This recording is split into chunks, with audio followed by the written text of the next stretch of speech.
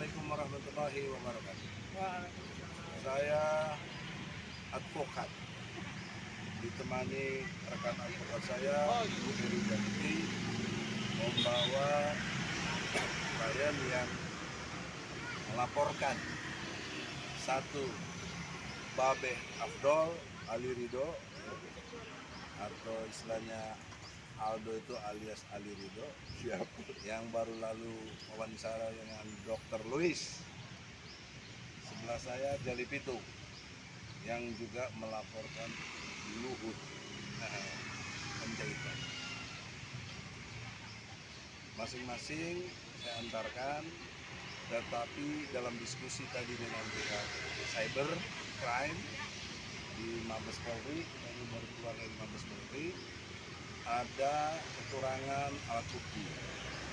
Jadi kita kerjakan sama klien saya ini, dua ini akan melengkapi.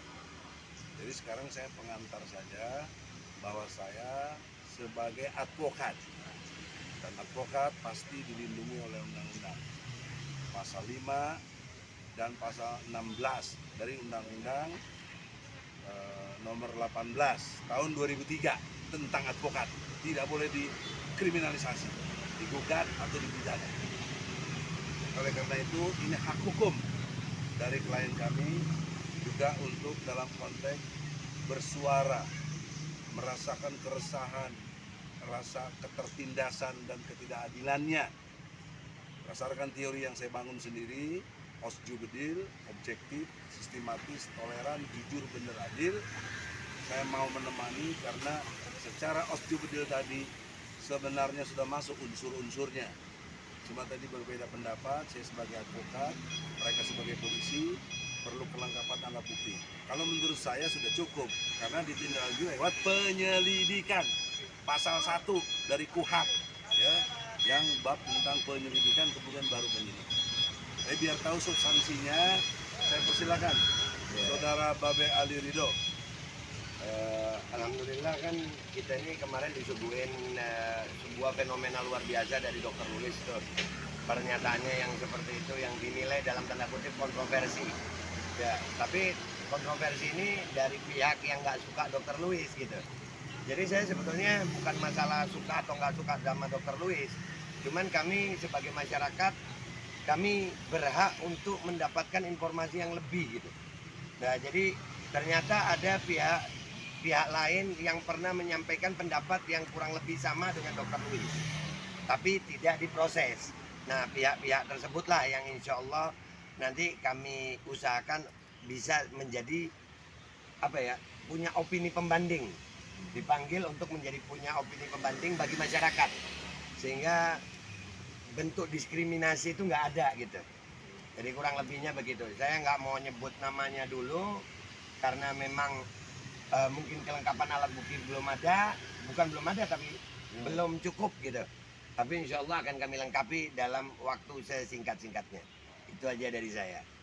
Ya, baik, terima kasih. Assalamualaikum warahmatullahi wabarakatuh. Berdasarkan apa yang disampaikan oleh Profesor Egy tadi terkait dengan teorinya Bang Egy tentang osjubedil itu, saya melihat bahwa apa yang dilakukan oleh Pak Luhut Binsar Panjaitan berdasarkan statement yang dirilis oleh beberapa media ini kan berbanding terbalik dengan Pak Muldoko, sehingga di dalam rangka menerapkan equality before the law, secara ekualitas kita ingin ada kesamaan dan kesetaraan hukum. Maka dari itu kami hadir sini ke Barreskrim Mabes Polri. Namun karena beberapa hal tadi diminta untuk melengkapi alat bukti atau barang bukti tersebut, jadi kami hari ini menunda laporannya sambil menunggu kelengkapan alat bukti yang diminta oleh cybercrime Mabes Polri. Mungkin itu aja secara singkat yang bisa saya sampaikan. Perkembangannya nanti akan kita sampaikan. Kemudian apakah laporan ini bisa dilanjutkan, waktunya kapan nanti akan kami sampaikan kembali. Dan terima kasih juga kepada teman-teman media. Saya juga ingin mengucapkan terima kasih sekaligus menghimbau ya, di dalam konteks jurnalistik mestinya ini teman-teman media equal juga memberitakan apapun yang terjadi. Yang terpenting adalah tetap mengacu kepada Undang-Undang Pokok Pers warisan Habibie. Kenapa saya sebutkan warisan Habibie? Karena reformasi yang menghabiskan nyawa anak bangsa itu hanya baru melahirkan kebebasan pers. Nah kemudian kalau teman-teman adik-adik insan pers juga mengkebiri informasi, kan jadi apalah fungsinya dari sebuah reformasi yang sudah berumur 20 tahun. Contoh misalnya, saya melakukan gugatan terhadap Presiden Republik Indonesia Joko Widodo dan DPR RI. Tidak ada satupun media mainstream yang meliput. Itu ada Bang Egy, setiap kami ada agenda persidangan dari mediasi pertama sampai ketiga, bahkan gagalnya mediasi. Nah kita berharap juga sama teman-teman media nih, untuk tanggal 26 jika tidak ada perubahan karena PPKM, kami akan melanjutkan sidang yang ke-7, yaitu pembacaan gugatan ya Bang, masuk pokok perkara. Nah ini buat teman-teman media, harapan saya nih Bang Jalil Bitung dengan kerendahan hati, marilah kita bangun bangsa ini dengan cara-cara yang equal gitu, beradab. Jangan teman-teman media kok jadi, mohon maaf, jadi seakan-akan terpisah nih.